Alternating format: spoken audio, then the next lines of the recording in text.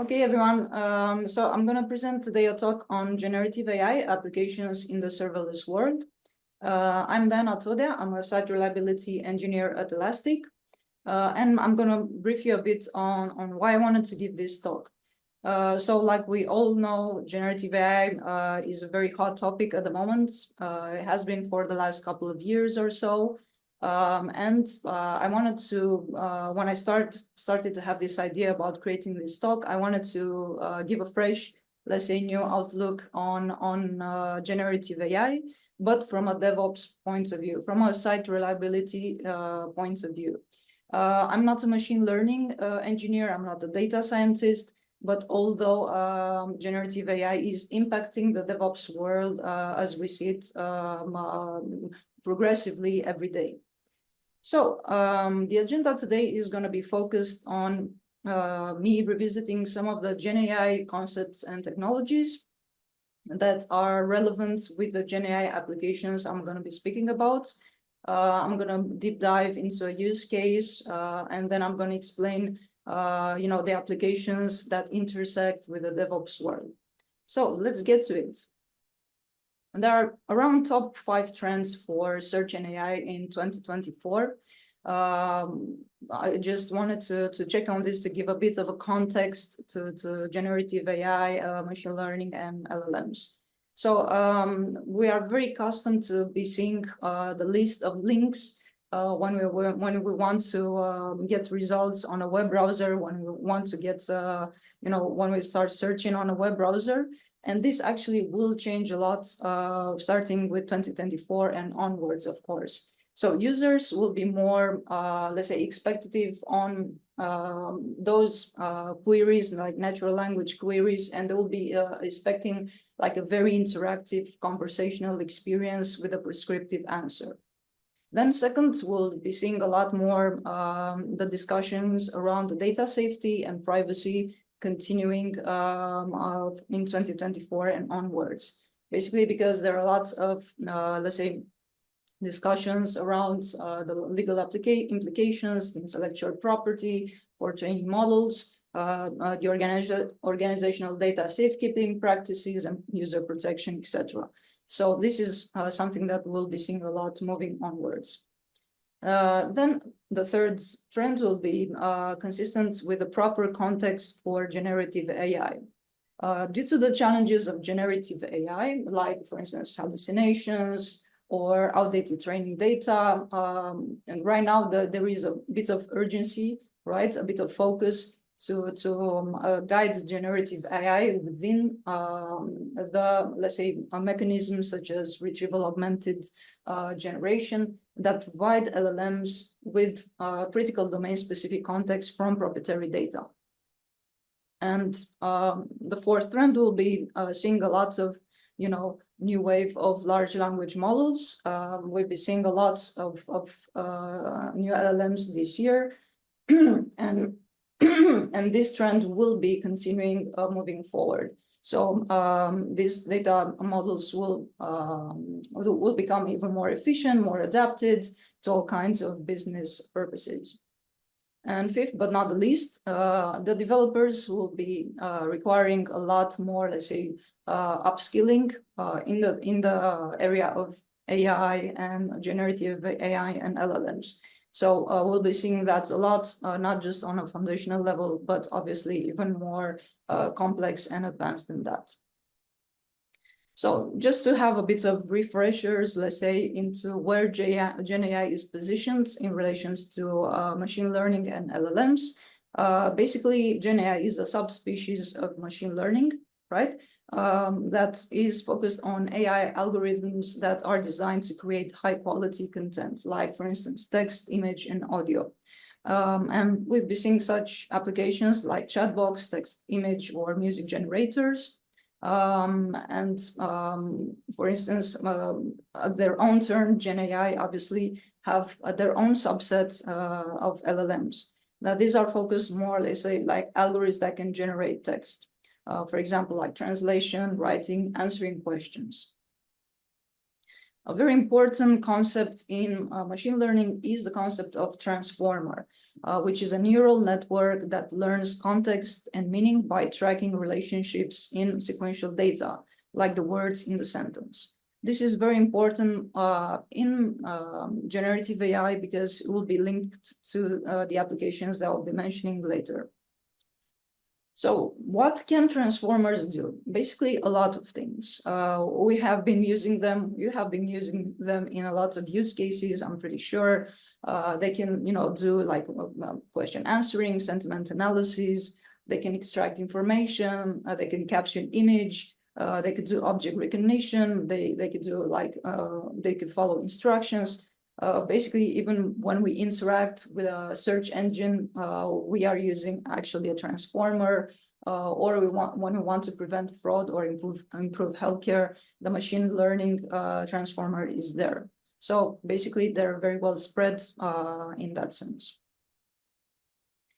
I wanted to discuss a bit on the transformer architecture, as it will be relevant for the applications later on.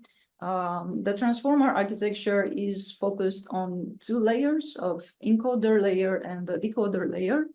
And these are, the encoder layer and the decoder layer are pointing to the self-attention mechanism. Whereas the multi-headed attention is a very important concept as well.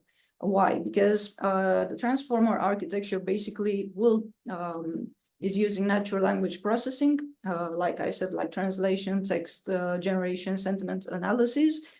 So it will be getting their input and generating output. We'll be getting a lot into that later on into the architecture. The generative AI architecture is focused more on the content generation. So depending on the data that has been fed in the pre-training or in the training phase, like images, documents, or audio, then depending on the query or on the prompt, it will generate a new image or something similar to what has been fed during the training, or a document or an audio file. It works with the nearest neighbor mechanism that actually points to the results based on the vector representation. This is something really interesting, and we'll be seeing both generative AI and transformer architecture blended, used in the applications later on. So, like we all have been using ChatGPT and probably other applications like this. When we start interacting with a generative AI mechanism, basically we are querying it. We are using a prompt. We are asking a question, and under the hood, let's say the Gen AI or the LLMs are looking inside that corpus of data. That data that was fed in the training phase, it will search for the information, it will search for relevant, let's say, information, and will provide the result. Later on, we keep further interactions with the LLM. So we keep asking, we keep refining basically some of our questions, our prompts. And in return, the mechanism will do exactly this as well. So it will redefine as well. Sorry, we'll reuse. We'll try to be better, at providing answers. And that basically it's gonna become very important in the way it operates. As I mentioned before, the concept or the mechanism of retrieval augmented generation is important once we start discussing proprietary data sources. So a RAG starts with an input query. The retrieval model grabs the relevant information from databases or external sources. Then the retrieved information is converted into vectors, into a high-dimensional space, and then they are stored into a vector database. The retrieval model ranks then the retrieved information based on its relevance to the input query. The documents with the highest scores will get selected for further processing. So basically, this is what happens when we are querying it, when we are querying a Gen AI mechanism, and what happens under the hood. a new way, let's say, or a different way of boosting the performance of RAG is, for instance, with ELSER. This is, let's say, a use case at Elastic. ELSER is basically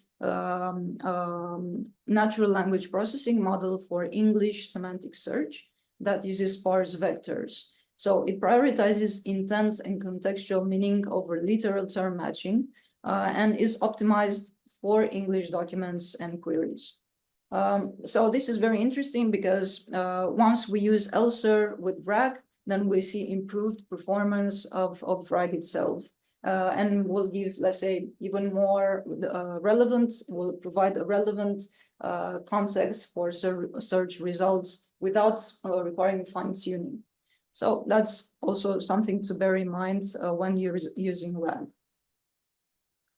So as I mentioned before, I'm an SRE. I'm a self-reliability engineer, and the majority of my time I spent investigating either alerts, queries, logs, errors, etc.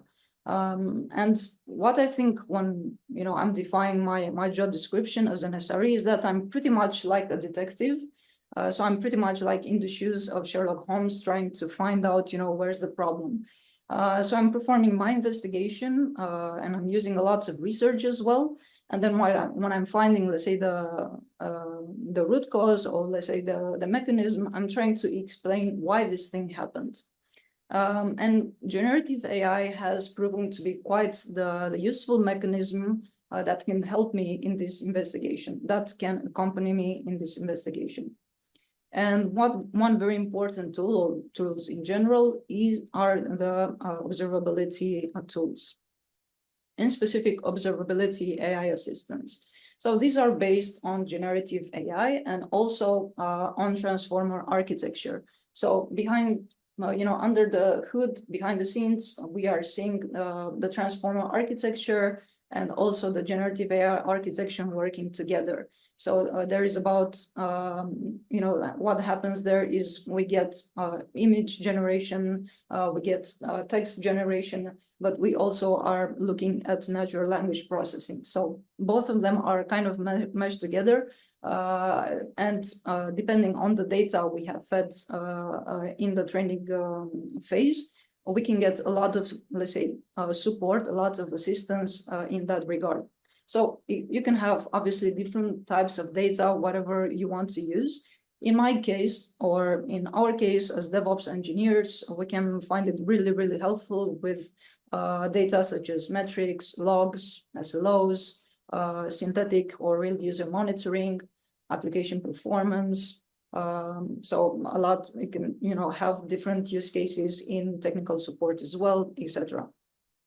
On another side, you can have business data like sales, marketing, business operations, logistics, and production. So in a nutshell, this what happens with an observability AI assistant and how it works in relation with the data.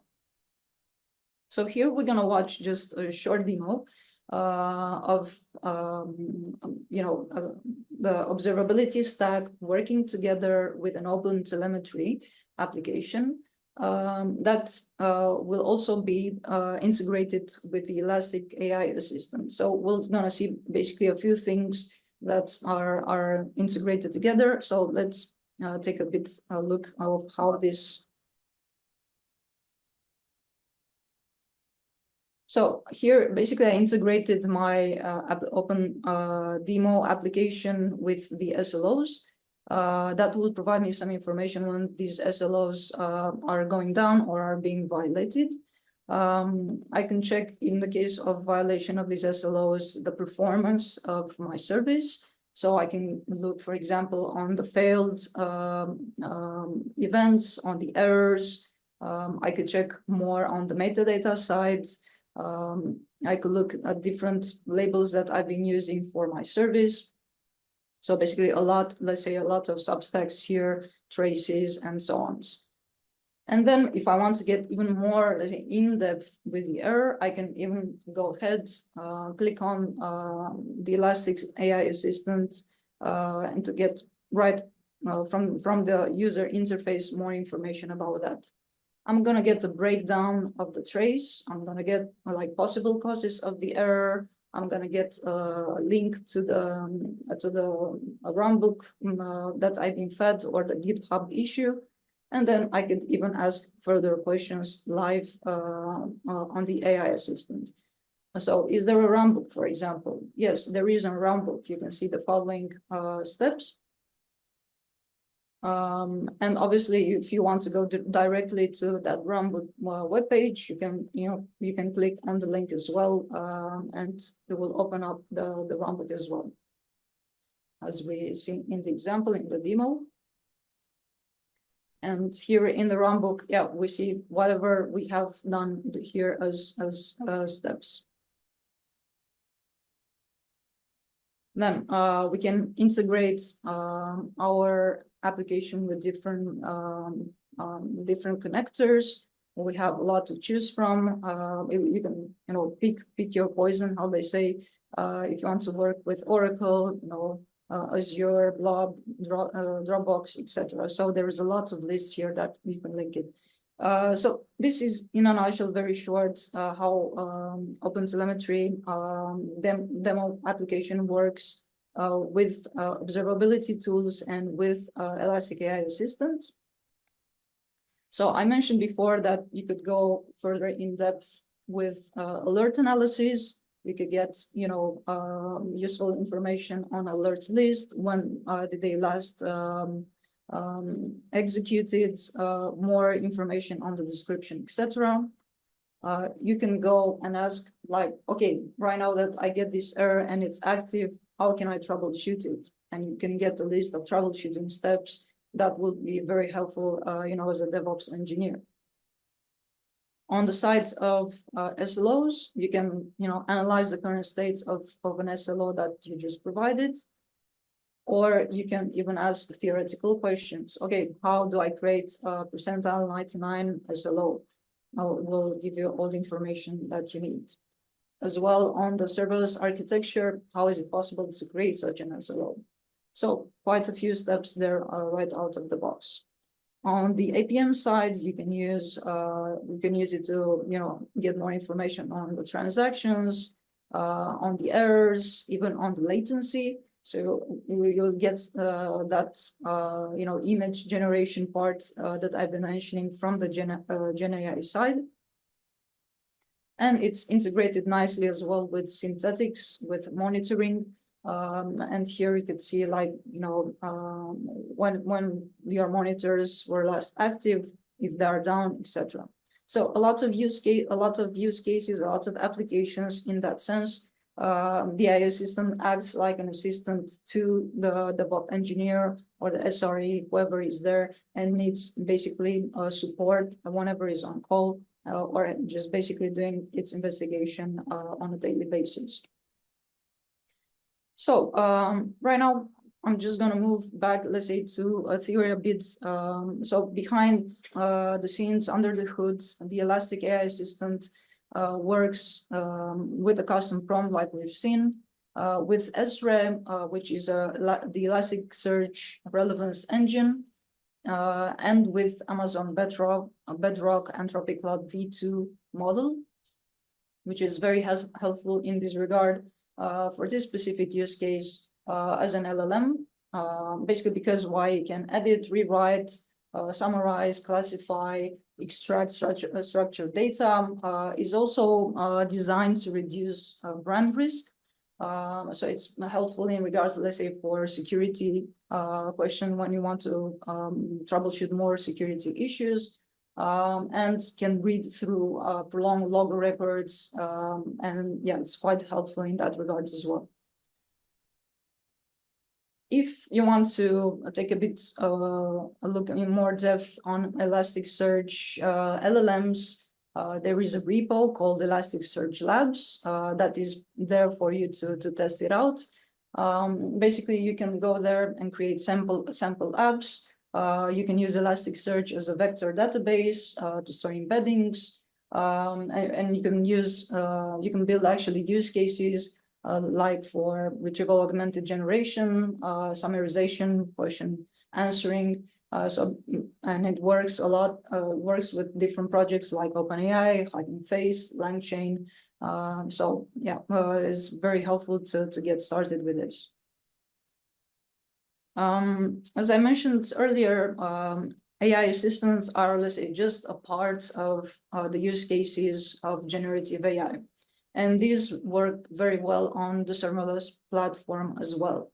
So I gather here just a few benefits, let's say, that could be helpful, that could be, advocating the AI assistants on serverless. And some of these are, for example, function as a service, which exactly what will happen is that an AI assistant will be deployed as a function. And these functions will be short-lived and stateless and will be triggered by events such as user requests. Then one benefit of AI assistant on serverless is scalability. So whenever multiple users will interact with the AI assistant simultaneously, the cloud provider dynamically will allocate resources to handle the increased workload.